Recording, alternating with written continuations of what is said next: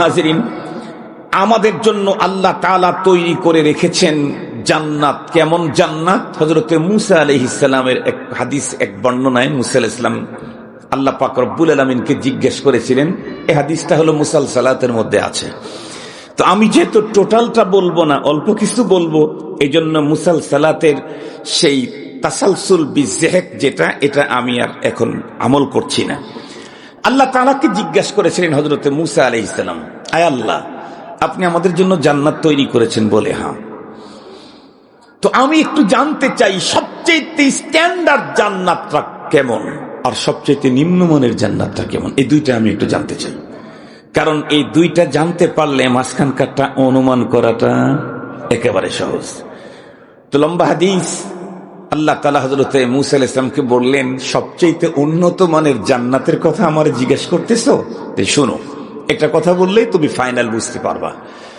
সবচেয়ে উন্নত মানের জান্নাত যেটা, এটা আমি কোনো ফেরেশতাদেরকে দিয়ে বানাই নাই, ওইটা আমি নিজ হাতে ওই জান্নাত তৈরি করেছি।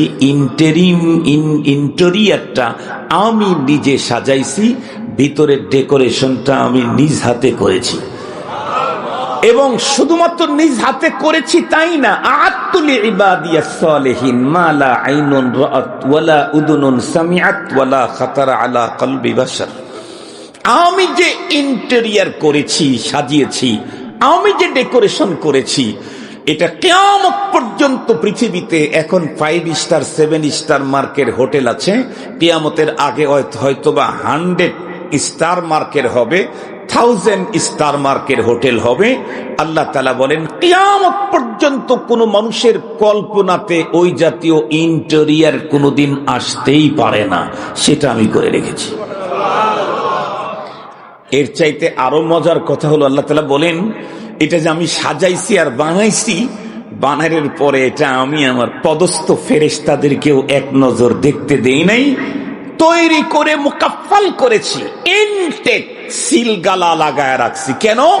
যে বান্দা 24 ঘন্টা 24 আওয়ার আমার গোলামি করবে, তাকে আমি ইনটেক জিনিস তার হাতে হস্তান্তর করতে চাই। মজার কথা হলো, রব আমাদেরকে দুনিয়াতে পাঠালেন, আমাদের দুনিয়ার জীবনের চলবার প্রয়োজন মিটাবার জন্য কোটি কোটি সৃষ্টিকুলকে সৃষ্টি করলেন। এরপরে আবার পরপারে চিরস্থায়ী জীবনের অস্বাভাবিক শান্তি প্রশান্তির জন্য জান্নাতুল ফেরদাউস নিজ হাতে তৈরি করে সাজায় রাখলেন। মাঝখানে এই জীবনটা অল্প সময় আমাদেরকে তার গোলামি করতে বললেন, কিন্তু আমরা তো 24 আওয়ার না, আমরা তো 2 ঘন্টাও আমাদের আল্লাহর গোলামিতে কাটে না। কথা বলেন। একজন মানুষ বিল্ডিং বানিয়েছে 10 তালা, 10 কোটি টাকা ব্যয় হয়েছে। আর একজন 1 তালার ইন্টেরিয়র করতেই 10 কোটি টাকা ব্যয় হয়েছে। এই 2 বিল্ডিং কি একই মানের হবে? কখনোই না। তো আল্লাহ যেটা আমাদের জন্য সাজায় রাখছেন, ওই জান্নাত পেতে তো 24 আওয়ার আল্লাহর গোলামি করতে হবে। আমরা তো 2 আওয়ারই করতে চাই না, 2 ঘন্টাই তো করতে চাই না, 24 আওয়ার তো দূরের কথা। এ কারণে আল্লাহ তাআলা আমাদের প্রতি রাগ, গোসা, অভিমান হয়ে আমাদেরকে ছুঁড়ে ফেলতে চান না। আমরা যে রব থেকে দূরে চলে গেছি, জান্নাতুল ফেরদাউস আমাদের জন্য সাজিয়ে রাখা হয়েছে, তার প্রস্তুতি গ্রহণ করছি না, অথচ যাওয়ার টাইম এসে যাচ্ছে, চলে যাওয়ার টাইম এসে যাচ্ছে। রব্বুল আলামিন কুল কায়নাতের সবকিছুকে তৈরি করেছেন। স্রষ্টা একজন, তবে সৃষ্টি কতগুলি এর কোনো পরিসংখ্যানও পৃথিবীর কারো কাছে নেই। এমনকি কোন নবী রাসূলের জবান থেকেও আল্লাহর সৃষ্টির পরিসংখ্যানের উপরে কোনো তথ্য পাওয়া যায় না। বরং কোরআনুল কারীম খুললে দেখা যায় আল্লাহ পাকের পক্ষ থেকে তার সৃষ্টির পরিসংখ্যানের উপরে একটা চ্যালেঞ্জ আছে। আল্লাহ তাআলা বলেন, ওয়া ইন তাউদ্দু নি'মাতাল্লাহ লা তুহসুহা। তোমরা যদি আল্লাহর নেয়ামত, আল্লাহর সৃষ্টি, আল্লাহ তাআলার প্রোডাক্ট, এগুলি যদি গুনতে চাও জীবনে কোনোদিন গুণে শেষ করতে পারবে না। এই অসংখ্য অগণিত সৃষ্টিকুল সবগুলির স্রষ্টা হলেন একজন আল্লাহ তাআলা। তবে সমস্ত সৃষ্টিকুলগুলাকে তৈরির পিছনে আল্লাহ পাকের উদ্দেশ্য একটা না, বরং দুইটা লক্ষ্য নিয়ে কুল কায়নাতকে আল্লাহ তাআলা তৈরি করেছেন। জিন আর ইনসানকে তৈরি করেছেন একটা লক্ষ্য নিয়ে, জিন ইনসান বাদে আর যা আছে সবগুলিকে তৈরি করেছেন আর একটা লক্ষ্য নিয়ে। কোরআনে হাকিমে আল্লাহ তাআলা স্পষ্ট বলেন, হুয়াল্লাযী খালাকা লাকুম মা ফিল আরদি জামিআ, তিনি ওই সত্তা যিনি তোমাদের কল্যাণে জমিনের সবকিছুকে সৃজন করেছেন। এই আয়াতের তাফসীরে মুফাসসিরিনে কেরাম লিখেছেন, এ পৃথিবীতে কেবলই ওই সমস্ত বস্তু মখলুকের মর্যাদা পেয়েছে যেগুলি মানব দানবের কল্যাণে সক্ষম, ডিরেক্ট অথবা ইনডিরেক্ট, এখন অথবা তখন, প্রত্যক্ষ অথবা পরোক্ষ। যেই বস্তু মানব দানবের কল্যাণে কোনো অবস্থাতেই সক্ষম নয়, এমন কোন বস্তুকে বস্তুর মর্যাদা, মখলুকের মর্যাদাই আল্লাহ তাআলা দান করেননি। কুল কায়নাতের সবগুলি আমাদের কল্যাণে তৈরি, তবে আমাদেরকে আল্লাহ তাআলা আর একটা উদ্দেশ্য নিয়ে তৈরি করেছেন। ওয়ামা খালাকতুল জিন্না ওয়াল ইনসা ইল্লা লিয়াবুদুন, জিন ইনসানকে আমি আমার ইবাদতের জন্য তৈরি করেছি। শুধুমাত্র, কেবলমাত্র, একমাত্র জিন ইনসান গোলামি করবে কার? আল্লাহ। এজন্য জিন ইনসান তৈরি। আর এই জিন ইনসানের এহকালীন জীবনের শান্তি, সমৃদ্ধি, প্রয়োজন, জরুরত, এগুলি মিটাবার জন্য অসংখ্য অগণিত সৃষ্টিকুল আল্লাহ তাআলা সৃষ্টি করেছেন। এখন কথা হলো, আমরা তো এটা জানি হুজুর, আল্লাহ তাআলা জিন ইনসানকে কেবলই তার ইবাদতের জন্য তৈরি করেছেন, তো আমাদেরকে কতক্ষণ আল্লাহর ইবাদত করতে হবে? কোরআনে হাকিমের এই আয়াত আমাদেরকে বুঝিয়ে দিল 24 আওয়ার। কতক্ষণ? 24 আওয়ার, 24 ঘন্টার টোটাল টাইমটাই আল্লাহ পাকের গোলামি করতে হবে। 24 আওয়ার আল্লাহর গোলামি, জি। কতদিন? ওয়াবুদ রাব্বাকা হাত্তা ইয়াতিয়াকাল ইয়াকিন, 24 আওয়ার আল্লাহ পাকের গোলামি করতে হবে। বুঝলাম কতদিন? আল্লাহ বলেন, মৃত্যু আসে না যতদিন, মালাকুল মউত যতক্ষণ না আসে আমাকে নেয়ার জন্য, ততক্ষণ পর্যন্ত আমাকে 24 আওয়ার শুধুমাত্র, কেবলমাত্র, একমাত্র কার গোলামি করতে হবে? আল্লাহ। এখন বলেন, আল্লাহ তাআলা তো আমাদেরকে 24 আওয়ার তার গোলামির জন্য তৈরি করে আমাদের ইহকালীন জীবনের কোনো জায়গায়, কোনো অপশন, কোনো ফাংশনে যাতে আমার কোনো প্রবলেম না হয়, এজন্য কোটি কোটি সৃষ্টিকুলকে আমাদের খেদমতে, কল্যাণে তৈরি করে রেখেছেন। এবং কুল কায়নাত মানব কল্যাণে 24 ঘন্টাই নিয়োজিত। 24 ঘন্টা, 24 আওয়ার তারা মানব কল্যাণে নিয়োজিত। তো আমাকে তো 24 আওয়ার আল্লাহ পাকের গোলামির জন্য তৈরি করা হয়েছে। আমি 24 ঘন্টার কতটুকুন টাইম আল্লাহর গোলামি করি? এটা যদি একটু ফিকির করি, আমি খতিব থেকে শুরু করে আপনারা মুখাতাব পর্যন্ত, তাহলে একদিক থেকে লক্ষ্য করলে দেখা যাবে ম্যাক্সিমাম মানুষের 24 ঘন্টার ভিতরে 2 ঘন্টাও আল্লাহর গোলামিতে কাটে না। 2 ঘন্টাও আল্লাহর গোলামিতে কাটে না। অথচ আল্লাহ তাআলা পৃথিবীতেই কোটি কোটি সৃষ্টিকুলকে আমার কল্যাণে তৈরি করে আমাকে তার গোলামীর জন্য রিজার্ভ করে পৃথিবীতে অল্প সময় দিয়ে পাঠিয়েছেন, একেবারে অল্প সময়। লিকুল্লি উম্মাতিন আজাল ইযা জাআ আজালুহুম লা ইস্তাখিরুনা সাআতান ওয়া লা ইস্তাকদিমুন। প্রত্যেকটি মানুষের নির্ধারিত আয়ু দেওয়া হয়েছে। শুধু আয়ু নির্ধারিত না, বরং রিজিকও নির্ধারিত। আলা ওয়া ইন্না নাফসান লান তামুতা হাত্তা তাস্তাকমিলা রিজকাহ। আমার টাইম যেমন নির্ধারিত, আমার রিজিক তেমন নির্ধারিত। এই দুইটি শেষ হওয়ার আগে তামাম পৃথিবী সমস্ত পারমাণবিক অস্ত্র আমার উপরে প্রয়োগ করে মারতে পারবে না। আমি নিজে ইচ্ছা করেও মরতে পারবো না। আর এটা যখন ফুরিয়ে যাবে, তামাম দুনিয়ার লাইফ সাপোর্ট আমার উপরে একযোগে প্রয়োগ করে 1 সেকেন্ড আমাকে দুনিয়াতে বেশি ধরে রাখতে পারবে। লিকুল্লি উম্মাতিন আজাল।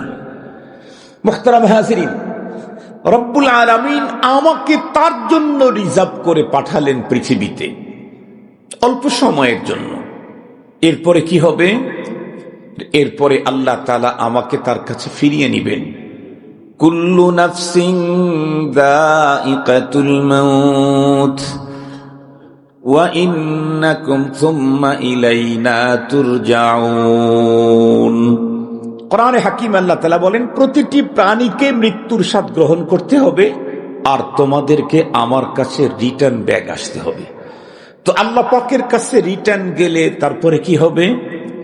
আল্লাহ তাআলা বলেন, ইন্নাকুম তুওয়াফাউনা উজুরাকুম ইয়াওমাল কিয়ামাহ। এই যে পৃথিবীতে পাঠিয়েছিলাম 24 আওয়ার আমার গোলামি করবার জন্য, এই তুমি দুনিয়াতে গিয়ে কি করেছো, তোমার আমল, এই আমলের প্রতিদান তোমাদেরকে দেওয়া হবে 100। তুওয়াফাউন, পুরাপুরি। কারো প্রশ্ন আসতে পারে, হুজুর 100 আমলের প্রতিদান আল্লাহ তাআলা আখিরাতে দিবেন? জি, যে ভালো করেছে সেও 100 পাবে, যে মন্দ করেছে সেও 100 পাবে। ভালো করেছে ভালো পাবে, মন্দ করেছে মন্দ পাবে। কেউ যদি জিজ্ঞাসা করে, হুজুর দুনিয়াতে না মন্দ করলে অনেক লজ্জা, অনেক অসম্মানী হতে হয়, অনেক মুসিবত আসে, ভালো কাজ করলে তো ফুলের মালা পাওয়া যায়, ফুলের তোড়া পাওয়া যায়, ফুলের সিটানি পাওয়া যায়, লাল গালিচার সংবর্ধনা পাওয়া যায়, মানপত্র পাওয়া যায়, আরো কত কিছু। এগুলি কি ভালো মন্দের পাওনা না? বলে হ্যাঁ, এগুলো ভালো মন্দের পাওনা, তবে এটা ফাইনাল পাওনা না, এটা পুরাপুরি পাওনা না। পৃথিবীতে যে ভালো করেছে তাকে ভালোর কারণে ভালো দেওয়া হয়েছে, যে মন্দ করেছে মন্দের কারণে তাকে মন্দ দেওয়া হয়েছে, জাযা দেওয়া হয়েছে, সাজা দেওয়া হয়েছে। বাট এটা তার ভালো কাজেরও পুরা পাওনা না, মন্দ কাজেরও পুরা পাওনা না। বরং পৃথিবীতে মন্দ কাজের কারণে যত বড় লাঞ্ছনাই আমরা দেখি, আল্লাহর ভাষায় এটা হলো সিম্পল। আল্লাহর কোরআন আল্লাহ তাআলা বলেন, وَلَنُذِيقَنَّهُم مِّنَ الْعَذَابِ الْأَدْنَى وَلَنُذِيقَنَّهُم مِّنَ الْعَذَابِ الْأَدْنَى دُونَ الْعَذَابِ الْأَكْبَرِ لَعَلَّهُمْ يَرْجِعُونَ। আল্লাহ তাআলা বলেন, লানুযীকান্নাহুম মিনাল আযাবিল আদনা। এ পৃথিবীতে মন্দ কাজের কারণে যে পানিশমেন্টটা হয়, যত বড় ভয়ঙ্কর শাস্তি দেখি, আল্লাহর ভাষায় এটা আযাবে আদনা, সিম্পল। মূল পুরাপুরি পাওনা, ওয়া ইন্নাকুম তুওয়াফাউনা উজুরাকুম ইয়াওমাল কিয়ামাহ। ভালো কাজ আর মন্দ কাজ যা করেছি এর পুরাপুরি পাওনা পাবো কবে? আখিরাতে। সেই দিন ভালো মন্দের পাওনা পাওয়ার পরে প্রকৃত সফল ব্যক্তিকে সেটা ওই দিন প্রমাণিত হবে। আল্লাহ বলেন, ফামান যুহজিহা আনিন নারি ওয়া উদখিলাল জান্নাতা ফাকাদ ফাজ। ওই দিন যেই ব্যক্তি তার দুনিয়ার কৃতকর্মের পাওনা পাওয়ার পরে কন্ডিশনটা এমন হবে, জাহান্নাম থেকে মুক্তি পেয়ে জান্নাতে ঢুকে যাবে, আল্লাহ বলেন প্রকৃত সফল ইনসান হলো সে হলো প্রকৃত সফল। কেন?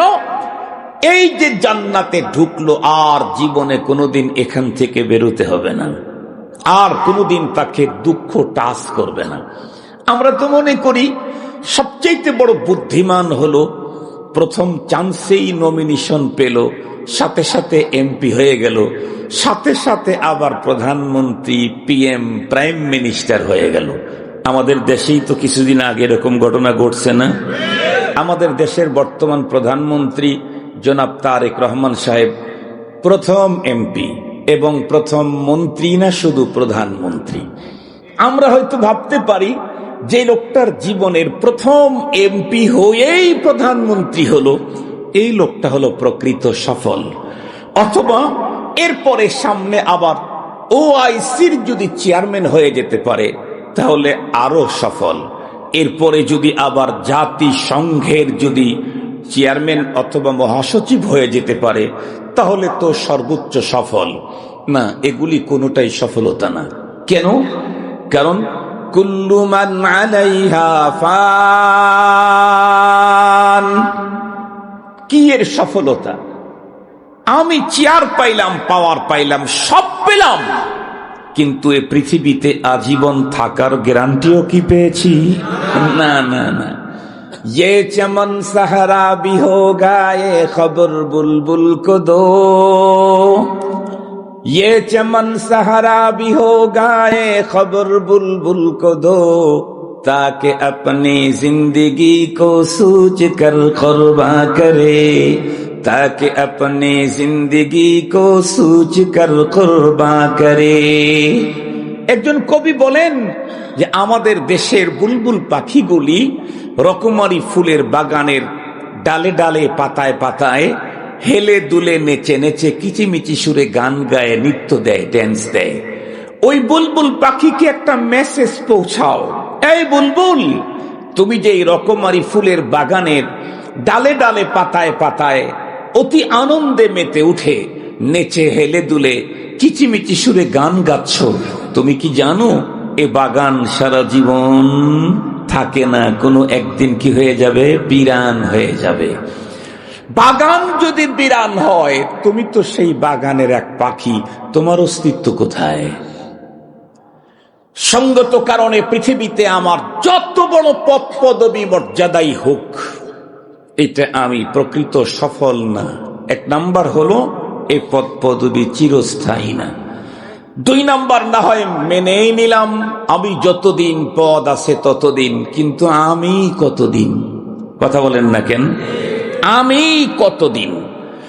এই জন্য প্রকৃত সফল হলো ওই ব্যক্তি যেই ব্যক্তি পরপারে জাহান্নাম থেকে মুক্তি পেয়ে জান্নাতে ঢুকে যাবে, সেই হলো প্রকৃত সফল। কেন?